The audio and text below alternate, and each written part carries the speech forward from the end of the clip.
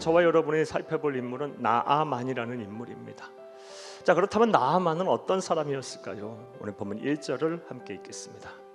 아람 왕의 군대 장관 나아만은 그의 주인 앞에서 크고 존귀한 자니 이는 여호와께서 전에 그에게 아람을 구원하게 하셨습니다. 그는 큰 용사이나 나병 환자더라. 아람은 당시 고대 근동의 이 시점에서의 패권 국가예요. 군대 장관이라고 하면 오늘날로 하면 국방부 장관쯤 되겠죠.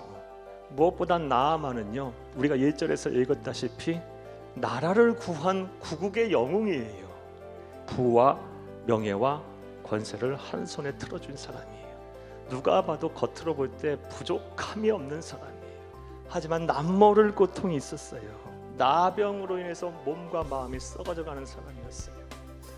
그런데 오늘날 이 시대에 이 나아만 같은 사람들이 참 많습니다. 그래서 오늘은 이 시대의 나아만들에게 소망이 되는 메시지를 한번 전해볼까 해요. 우리 내면에 있는 깊은 고민과 고통, 누구에게도 말하고 싶지 않은 아픔과 상처를 어떻게 하나님의 능력으로 해결할까요? 첫째로 하나님을 만나 변화할 계기를 만들어야 합니다.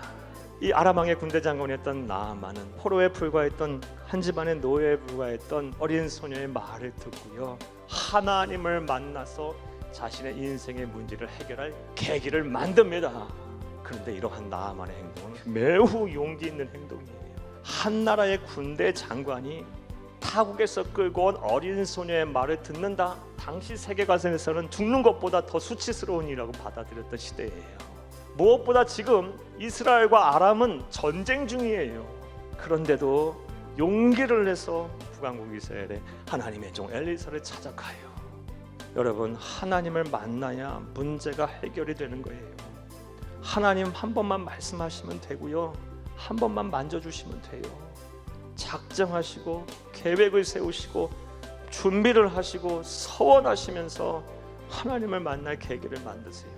자, 또 우리가 어떻게 하면 나아만처럼 내면의 깊은 고민과 고통들 이거 해결할 수 있을까요? 둘째로 하나님의 생각과 말씀에 순종해야 합니다.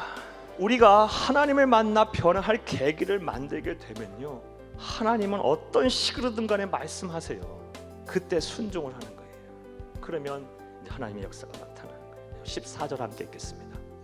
나아만이 이에 내려가서 하나님의 사람의 말대로 요단강에 7번 물을 잠그니 그의 살이 어린 아이의 살같이 회복되어 깨끗하게 되었더라. 아멘. 우리가 이러한 이야기를 통해서 다음과 같이 절대불변의 진리를 배우게 돼요. 순종이 하나님의 기적을 낳는다.